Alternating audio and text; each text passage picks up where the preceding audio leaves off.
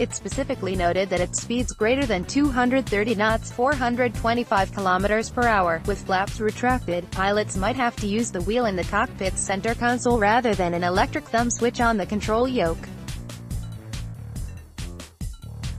EASA and the US Federal Aviation Administration (FAA) ultimately determined that setup was safe enough for the plane to be certified, with the European agency citing training plans and the relative rarity of conditions requiring the trimmed wheel. The nose of a Boeing 737 MAX at the company's manufacturing facility in Renton, Washington, U.S., on Wednesday, March 27, credit.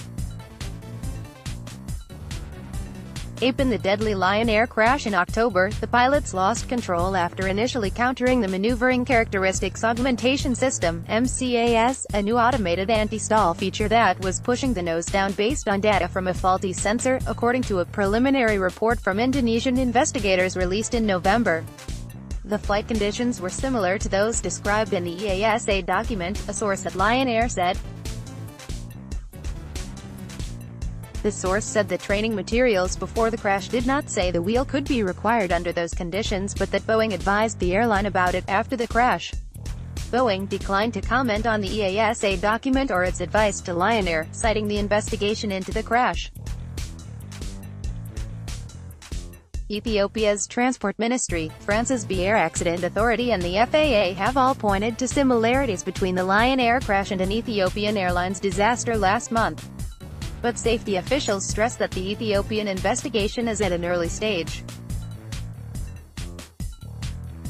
An Ethiopian Airlines Boeing 737 MAX 8 sits grounded at Bole International Airport in Addis Ababa, Ethiopia. Credit. APNet Physically Easy. Crashes have also heightened scrutiny of the certification and pilot training for the latest model of Boeing's best-selling workhorse narrow-body, now grounded globally. In the EASA document, the regulator said simulations showed the electric thumb switches could not keep the 737 MAX properly trimmed under certain conditions, including those of the Lion Air and Ethiopian Airlines crashes, according to the Indonesian preliminary report and a source with knowledge of the Ethiopian air traffic control recordings. The trim system adjusts the angle of the nose. If the nose is too far up, the jet risks entering a stall.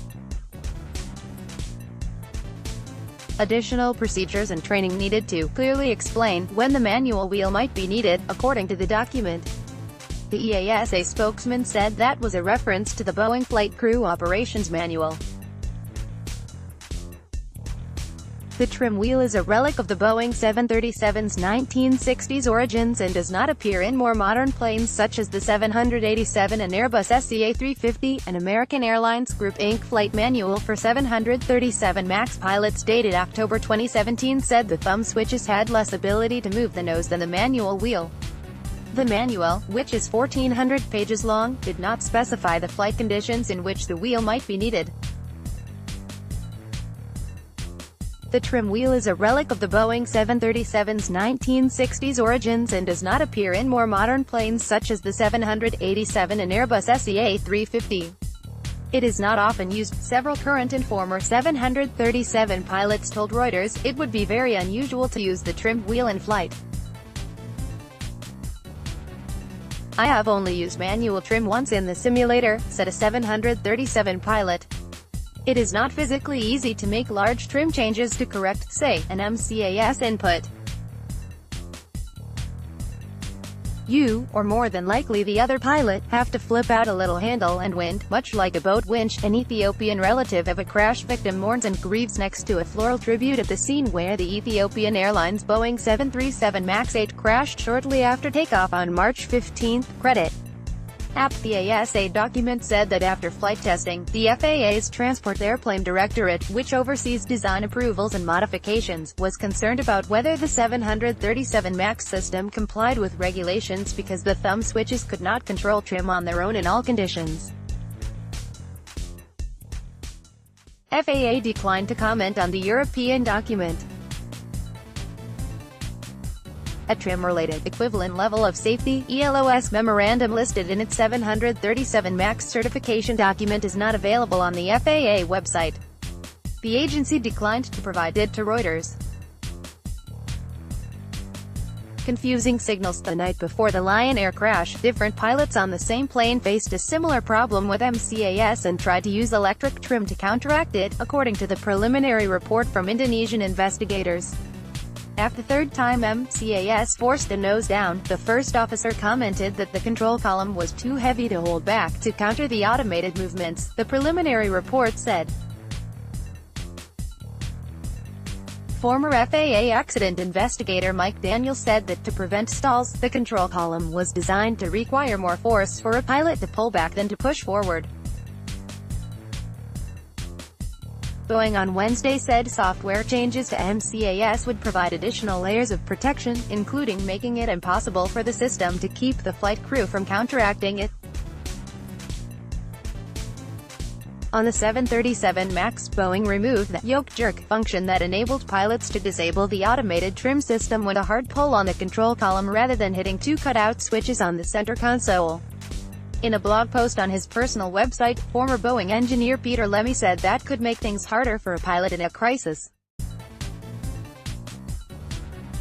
Debris recovered from the area where the Lion Air 737 MAX crashed on October 29.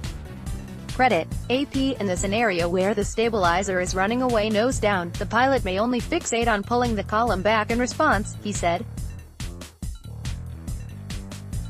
They may not be mentally capable to trim back or cut out the trim, instead they just keep pulling. Ultimately, the crew the evening before the Lion Air crash stopped the automated nose-down movement with the cutout switches and used the wheel to control trim for the remainder of the flight, the preliminary report said. That was the proper procedure to deal with a runaway stabilizer, according to Boeing.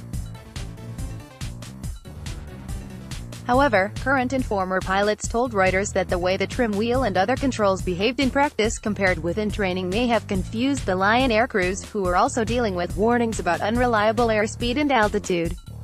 Loading MCAS activation produces conditions similar to a runaway trim, but the training is not done with a stick shaker active and multiple other failures, which make the diagnosis much more difficult, said John Cox, an aviation safety consultant and former commercial pilot. The stick shaker alerts pilots to a potential stall by vibrating the control column. Reuters this month reported that an off-duty pilot in the cockpit on the night before the Lion Air crash spotted the runaway stabilizer problem, according to two sources familiar with the matter. Boeing on Wednesday said changes to the MCAS software would help reduce the crew's workload in non-normal flight situations, Reuters.